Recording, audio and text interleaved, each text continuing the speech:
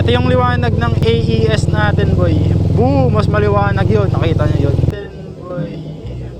Ayan o, pag naka-off. Ito yung high niya. Maliwanag, boy. Kitang-kita yung kinabukasan mo.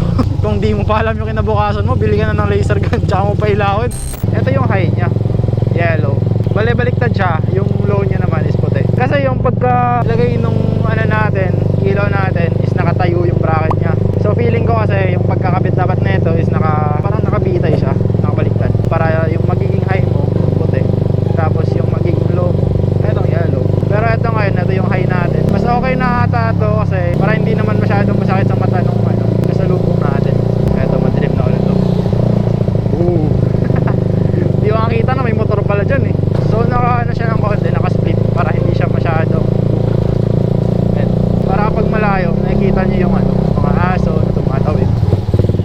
Solid na solid to. Pero di natin ginagamit mga to. Ito lang, naka-headlight lang tayo always. For ano lang to, for preparation